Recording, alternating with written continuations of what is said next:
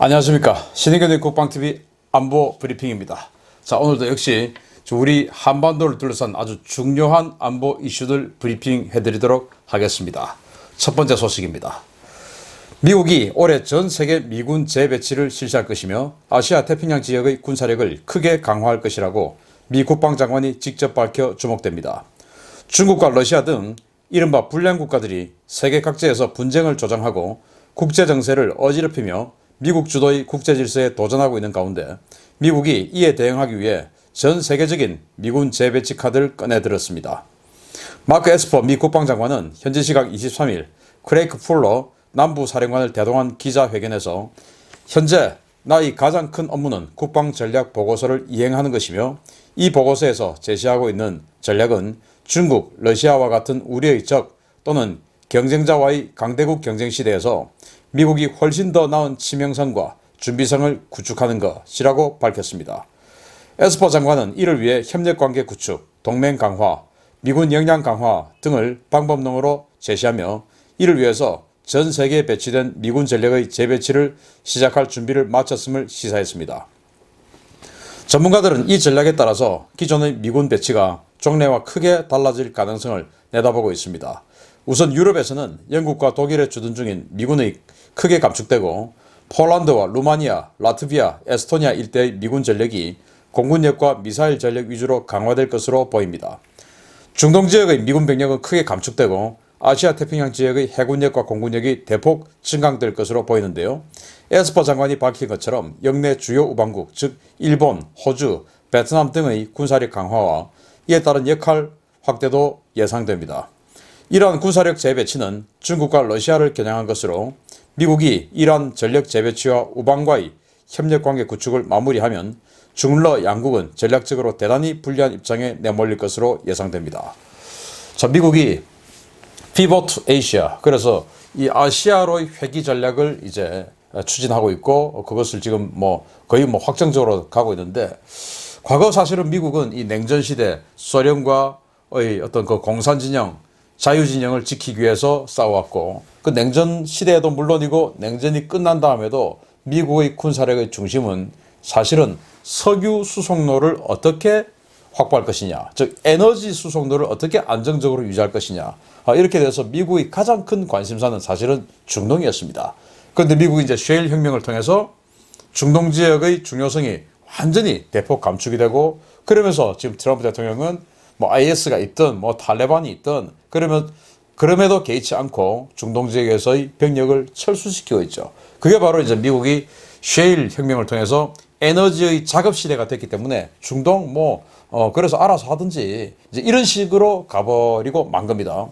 따라서 지금 이스라엘의 어떤 가치가 상당히 떨어져 버렸고 그에 따라서 우리가 잘 활용하면 우리의 가치를 굉장히 올릴 수 있는 그런 미국의 군사 전략이에요. 그래서 이러한 여러 가지 안정성을 확보하기 위해서 미국이 아프리카에도 병력을 파병해서 아프리카의 여러 어떤 그 분쟁 이런 것들을 억제하는 역할들을 해왔고 이 모든 것들이 사실은 에너지를 어떻게 안정적으로 확보할 것이냐라는 것이었는데 이제는 그런 거 필요 없다. 그래서 그냥 우리 미국의 위상에 도전하는 군사적 강국들 러시아 그리고 더 핵심적으로 중국 이런 것들을 우리는 압박하자. 그런 차원에서 INF 즉 중거리 핵 전력을 폐기한다. 왜?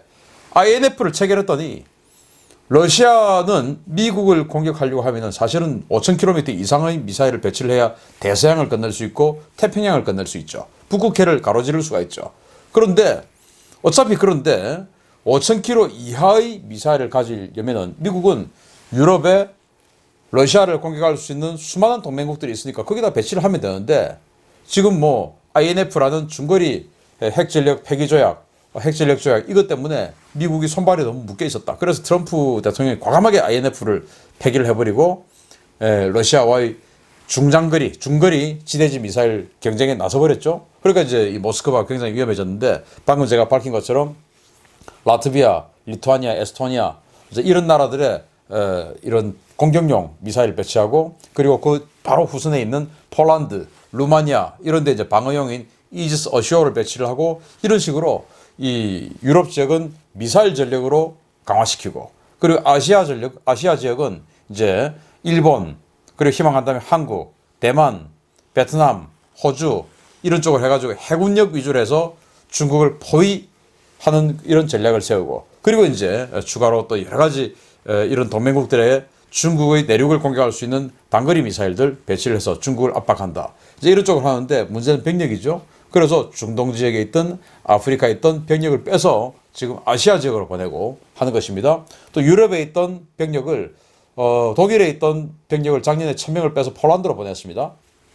이런 식으로 여러 가지 지금 재배치 중에 있는데 지금 이러한 기회를 우리가 잘 활용하면 정말 미국의 군사적 지원 이런 것들 대폭 받으면서 20세기 이스라엘이 누렸던 그런 가치를 우리가 누릴 수도 있는데, 저는 지금 우리 정부가 하고 있는 것들이 정책이 이스라엘과 같은 그런 가치를 우리가 확보하는 데 전혀 관심이 없는 그런 상황 같아요. 그래서 미국의 군사 전략, 이런 외교 전략을 보면 우리가 충분히 이스라엘의 역할을 할 수 있다. 그러면은 물론 이스라엘처럼 앞에서 싸우자 이건 아니지만 그 정도의 지정학적 위치를 우리가 확보할 수 있으니 외교적인 노력을 미국 위주로 잘 활용해보면 굉장히 큰 이익을 얻을 수도 있다라는 그런 말씀을 드리고, 아무튼 중동 지역은 그로 인해서 더 위험해지는 그런 상황이 될 것 같습니다. 그런데 이것은 전부 다 미국의 에너지 자급자족 때문에 중동의 가치가 떨어지니까 이제 이런 상황이 발생한다. 따라서 참 미국의 개입이 얼마나 평화와 안정에 중요한 것인가 하는 것들을 사실은 느낄 수가 있습니다. 두 번째 소식입니다. 북한이 신형 ICBM 발사 준비에 나선 정황이 포착됐으며 미국이 이 움직임을 주시하고 있다고 밝혔습니다. 북한이 대륙간 탄도미사일 제조 시설을 두고 있는 평양 산음동 미사일 연구단지에서 최근 차량 움직임이 활발하게 관측되고 있으며, 이는 미사일 또는 미사일 추진체 엔진 시험 준비 시그널일 수 있다고 CNN이 현지 시각 26일 보도했습니다. CNN은 미 정보 당국자를 인용해서 위성을 통해 최근 며칠간 산음동에서 차량 활동이 활발하게 이루어지고 있는 모습이 포착됐다라면서, 이러한 활동은 앞서 미사일 실험 전에 북한이 보였던 예비 동작과 일치하며 이는 미사일 관련한 모종의 움직임이 있을 것이라는 시그널이다 라고 전했습니다. 산음동 연구단지는 북한이 미 동부권을 타격하기 위해 개발한 다탄두 ICBM인 화성 15형이 생산된 시설로, 이 단지에서 차량 활동이 활발해졌다는 것은 북한이 화성 15형 또는 이를 개량한 신형 ICBM 테스트를 준비하고 있다는 정황으로 풀이됩니다. 이와 관련해서 마크 에스퍼 미 국방부 장관은 북한이 핵탄두 운반 능력을 갖춘 장거리 탄도미사일 구축을 시도하고 있으며 미국은 이를 면밀히 주시하고 있다라고 밝혔습니다. 에스퍼 장관은 북한의 모든 움직임을 미국이 감시하고 있음을 시사하며 북한의 협상 테이블로 돌아올 것을 요구했는데요. 미국의 이 같은 노력에도 불구하고 북한은 외교 라인을 강경파로 교체하며 연일 강경 메시지를 쏟아내는 등 대결 구도를 조성하고 있어서 올봄 한반도 위기설이 재현될 것이라는 우려를 낳고 있습니다. 산음동 평양 근교에 있죠. 여기에서 지금 컨테이너 박스가 안 보이던 것이 보인다. 이 말은 컨테이너 안에다가 뭔가 싣고 어디론가 이동하겠다는 거 아니겠습니까? 아마도 미사일인 것 같습니다. 지금 미사일인 것 같다, ICBM인 것 같다, 이렇게 지금 미국에서 정보가 나오고 있는데, 북한이 또 지금 미국을 극단적으로 자극할 수 있는 ICBM, 그것도 다탄두 미사일을 형성을 하고 있는 ICBM, 그리고 에스퍼 미 국방부 장관의 말에 따르면 핵무기로서의 ICBM, 이런 것들을 지금 만들고 있는 것으로 확신한다라고 했습니다. 그래서 북한이 정말 미국을 자극할 수 있는 ICBM 또는 중장거리 탄도미사일 발사를 한다면 3월 위기설, 이것은 그냥 소설 속에 나오는 일은 아닐 것이다 라는 우려가 되는데, 아무튼 북한 신중하게 판단하길 바랍니다.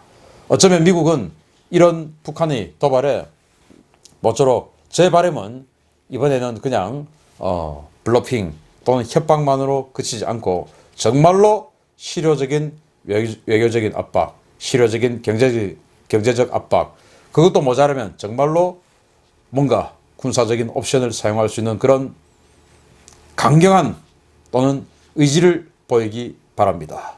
그것이 실제로 북한의 그런 경거망동을 막는 길이라 생각합니다. 세 번째 소식입니다. 병 복무 기간의 급격한 단축에 따라서 장교 지원율이 해가 갈수록 하락하면서 우수자원 유치에 빨간불이 켜졌습니다. 올해 국방부가 대통령 업무보고에서 군 복무 기간을 3개월 단축 완료하는 방안을 보고하면서 복무기간 단축에 따른 우수 초급 간부 수급에 비상이 걸렸다는 지적입니다. 국방부는 올해 복무기간을 단축을 통해서 육군과 해병대를 21개월에서 18개월로 단축 완료하고 해군을 23개월에서 20개월, 공군은 24개월에서 21개월로 줄어들게 되는데요. 복무기간이 크게 단축되고 봉급 인상과 생활 여건 개선이 이루어지면서 반대로 초급 간부 지원율은 갈수록 떨어지고 있습니다. ROTC, 즉 학군 장교 지원자는 지난 5년간 35% 감소해서 2015년 4.4대 1의 경쟁률에서 지난해 3.1대 1로 하락했으며 서울권 일부 대학에서는 미달이 속출하고 있습니다. 학사장교 역시 2015년에는 4.9대 1의 경쟁률을 기록했는데요.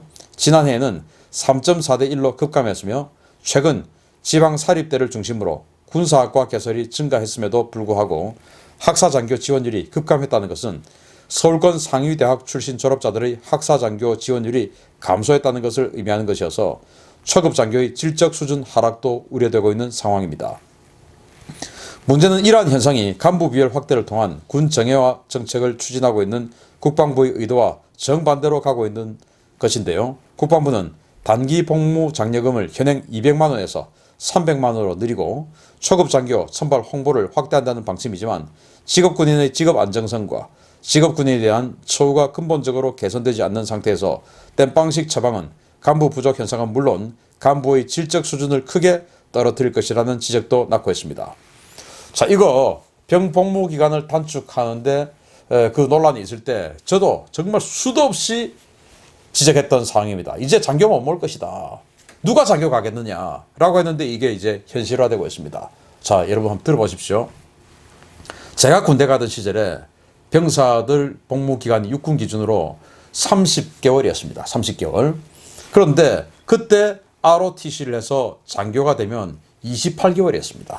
그리고 제가 군대 갈 때 우리 병사들 월급이 10,000원이 채 안 됐습니다. 그런데 그때 ROTC 해서 장교를 가면 9급 공무원 또는 뭐 한 8급 공무원 그런 봉급을 받게 되죠. 그리고 외출 외박이 비교적 자유롭습니다. 그리고 그때 정말 그 국내 굴지의 기업에서 뭐 삼성이나 현대 이런 데서 ROTC 출신이다 그러면은 오히려 가산점을 주고 채용하는데 굉장히 유리했었습니다. 그래서 저희들 대학 다닐 때 ROTC에 가는 것은 정말 힘든 일이었습니다. ROTC들 각 대학에서 상당히 엘리트들이었죠. 그런데 국가인권위원회에서 어느 날 그게 이제 아마 제 기억에 김대중 대통령 시절로 기억이 되는데 ROTC 출신들에게 그 대기업에서 뽑을 때 가산점 주지 마라. 그거는 불공정하다라고 해버린 겁니다. 그래서 대기업에서 ROTC 출신들 가산점을 안 줘버렸어요. 이런 여러 가지들. 자, 그런데 지금은 당시 이제 이 가산점을 안 준다 하더라도 그런데 당시에는 30개월이었던 것이 ROTC는 28개월이었으니까 2개월 더 짧게 하고 월급 더 많이 받고 더 대우받고 이러니까 ROTC를 갔습니다. 자, 그런데 ROTC가 왜 중요하냐? 육군사관학교 한 해 250명입니다. 해군사관학교, 공군사관학교 한 해 150명입니다. 그런데 육군 ROTC가 얼마냐? 한 해 4,500명입니다. 그리고 육군 3사관학교 한 해에 700~800명 졸업합니다. 그리고 학사장교 한 해에 한 600명 정도 임관합니다. 그래서 결국은 3사관학교 800명, ROTC 4,500명, 그리고 학사장교 600에서 700명 이런 식으로 해서 5,000명에서 6,000명 정도의 초급장교를 보내가지고 그 중에서 실제로 직업군인으로 남는 사람들은 극소수입니다. 사관학교 출신들 몇 명하고 이렇게 해서 극소수로 남는데 결국 소대장 자원들을 대부분 이 ROTC와 학사장교에서 뽑아서 사용을 하고 아주 단기간 사용하고 사실은 내보내는 겁니다.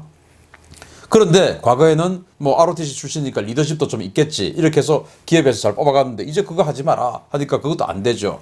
그런데 경력 단절되죠. 거기다가 이제 복무기간도 일반 병사들은 18개월인데 이제는 오히려 더 많아요. 아직도 ROTC는 28개월입니다. 그러니까 예전에 30개월 하던 시절에 ROTC 28개월이었는데 지금은 18개월 하던 시절에 ROTC 아직도 28개월이에요. 그리고 그때는 병사 월급이 10,000원도 안 됐는데 지금은 병사 월급이 이제 50만 원, 앞으로 60만 원, 70만 원 될 겁니다. 그런데 ROTC 월급은 구급공무원 그대로죠.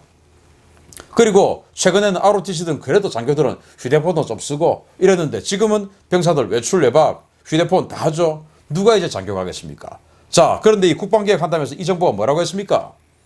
중간 간부들 장교들을 늘려가지고 우수한 이 병사를 3개월 줄이는 대신 장교를 더 많이 뽑고 간부를 더 많이 뽑아서 정예화된 군대 만들겠다고 하지 않았습니까? 그런데 제가 그때 정말 목이 터져라 주장했죠. 누가 장교 가겠느냐 이제 이 상황이 됐는데 자 지금 이제 나왔습니다. 이 정부 하는 꼴이 이겁니다. 바로 이제 장교 없는 간부 없는 간부 부족한 그리고 서울권대학에 지금 아마 자녀들 서울권대학에 다니는 부모님들 또는 손자들 서울권대학에 다니는 부모님들 계실 겁니다. 미달 속출하고 있습니다. ROTC 누가 가겠습니까? 대학교 4년 다 졸업하고 ROTC 갔다 와서 3년 군복무가 돌아오면 경력 단절되고 다른 사람들 전부 취업 공부해가지고 다 취업해버리는데 그때 그제서야 공부하고 누가 되겠습니까? 이거를 안 가죠. 그런데 지방대학에 취업 잘 안 되는 분들 정말 그런 사람들이 나는 그래도 군인으로서 복무할 거야. 가보십시오. 장기 선발 경쟁률이 얼마나 치열한지. 장기가 안 되는 거예요. 장기가 돼야 직업 군인이 되는데 옛날에는 말뚝박아라 다니면서 빌었죠. 지금은 말뚝박는 옛날에 말뚝박는다고 생각하는 그게 얼마나 힘듭니까? 대한민국 국방부 공무원이 되는데요. 공무원 시험이 그냥 되겠습니까? 지금은 그 경쟁률이 어마어마합니다. 말뚝박는 경쟁률이. 그러니까 이제 누가 가겠습니까? 군대를 이렇게 만들어놨습니다. 복무기간을 무자비하게 단축시키면서 이런 식으로 만들어놨어요. 정말 이것은 다시 바로잡아야 됩니다. 저는 제 아이가 큰애가 군대를 이제 갔다 왔고 제 둘째가 지금 군대를 가야 되지만 저는 단언컨대 이 복무기간 다시 환원시켜야 된다고 생각합니다.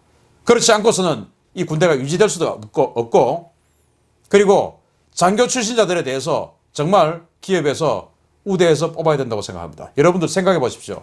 똑같은 나이에 22살, 23살 병사들 그런데 그 22살, 23살 병사들을 다스리는 장교 25이에요. 똑같이 우리 아이들입니다. 그 아이들에게 40명, 50명을 다스리고 사고 없이 관리하고 보고서는 얼마나 많이 써내야 됩니까? 그런 것들을 그 아이들에게 하라고 장교라고 그거 하라고 시키면서 그 사람들에게 어드밴티지를 안 준다? 이건 너무 불합리하죠. 그래서 우리 국가의 생존을 위해서라도 장교 출신들 우대해 줘야 되고 병복무기간 환원시켜야 된다고 생각합니다. 마치겠습니다. 감사합니다.